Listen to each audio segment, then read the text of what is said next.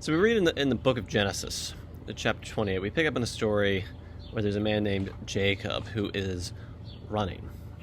He is running from a situation of danger in which his brother Esau has threatened to kill him, and he is running from himself, running from the knowledge that he has contributed to this situation. And we know that in the midst of running, of that frantic moving from place to place, that it leaves little room for observation or reflection. Jacob just keeps moving, keeps going. But finally he has no choice but to stop because the sun has gone down and he must set up camp for the night. And he finds himself in a place that's so unremarkable it doesn't really have a name, and it's so inhospitable that he can only find a rock on which he can rest his head. And as Jacob dozes off of this rock pillow, he dreams. He dreams that the angels of God are descending and ascending a ladder that connects that unremarkable rocky place to the highest heavens. And Jacob suddenly realizes that God is there. Not at the top of the ladder, but God is there standing beside him. And in that moment, God reminds Jacob of two things. Things that have always been true, but now Jacob is in a place where he can stop, hear, and observe them. First, God reminds Jacob of who God is. God is not distant. God is not forgetful, but present and faithful. Faithful to Jacob and faithful to the promises made to Jacob's family. Know that I am with you and will keep you wherever you go. And I will bring you back to this land, for I will not leave you until I have done what I have promised you, says God. And secondly, Jacob learns a little bit of who Jacob is. He is loved by a God who is faithful to him through all things, and that Jacob will be a blessing to all the families of the earth. Now, let's be real. Jacob has been less than a blessing leading up to this story. He has lied and cheated, and it has blown up in his face. He has brought incredible strife into his own family, and yet he's supposed to be a blessing to everybody else's family. And we've been in those times. We've been in those times where we have been less than our best selves, where we have been our most emotionally and spiritually and socially unhealthy. And faced with that, we tend to either resign ourselves in shame, oh, I guess this is just who I am, or we run from the truth and the consequences. We don't want to confront them. We can't handle the truth of who we've been and what we've done. But again, in this place of exhaustion and discomfort, unable to keep running, Jacob, faced with the perfect love and holiness of God, has the opportunity to reflect on his story, to honestly confront it, but not in the light of shame, but in the light of God's grace and unfailing love. Jacob has hurt others, but it's not the end of the story, nor will it be what defines him. God is faithful, and God will be with Jacob on the journey to discover how his life indeed can be a blessing to others, how he can live into who God has created and called him to be. Jacob, realizing the grace of God surrounding him, can grow to be secure enough in himself and God's love to then pass that love on to others. He has more to offer this world than he realizes. Now, I suspect we've found ourselves in an uncomfortable, inconvenient, and even inhospitable place this season. That they've been difficult circumstances. And within those circumstances, perhaps we've also discovered a few uncomfortable things about ourselves.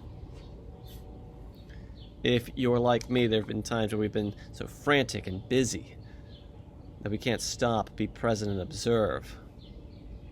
If you're like me, you can be raging at things lost and not see what is, what's right here. And if you're like me, all of those stresses and anxieties can manifest themselves in less than healthy, less than constructive ways. It's a revelatory season. But even in places where it seems there is nothing more comfortable than rocks to lay our heads upon, perhaps when we've not handled things in a way that reflect our best selves, perhaps it's an opportunity to discover, just as Jacob did it, when we can finally stop and no longer be ignoring, no longer running, no longer frantically moving.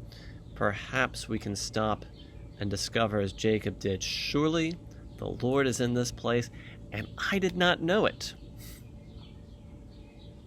Perhaps we, like Jacob, may come to call unlikely places, unlikely circumstances, we may come to call them Bethel, the house of God, as we encounter God dwelling precisely in such times and places. The places we would rather not be, the places we would rather not confront, but that is exactly where God shows up so often in this story and countless others throughout the Bible. There are those opportunities to discover God in places and circumstances we are quick to dismiss, busily pass by, or maybe we don't even want to talk about them. There are those opportunities to slow down and face up to some of the realities of ourselves, how we have handled distress and uncertainty, and how we may come to receive God's healing, not by shaming or rejecting or beating ourselves into something better.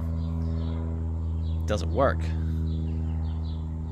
But that we may find that healing in the peace of knowing that God's love remains faithful, and that no matter where we are and how we're responding in this particular moment, God is not done with you or me. God knows what we were made to be. Perhaps we may look to the stony terrain of our circumstance. Perhaps we may look to the stony terrain of our own hearts and proclaim, surely the Lord is in this place, and I did not know it.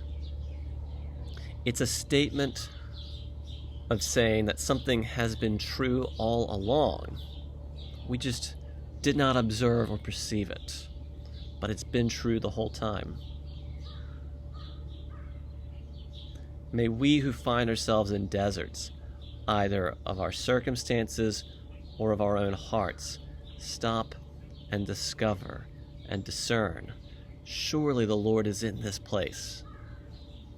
May we discover ourselves, where we are, dwelling in God's house, even as houses of worship are beyond our access at this point, that we dwell in Bethel. And may we not forget that the God who is faithfully with us will walk with us on the journey to discovering how we are made to be a blessing to others. And God will complete that journey with us. God will not abandon us as we discover who God has made us to be. We can discover God's faithful presence.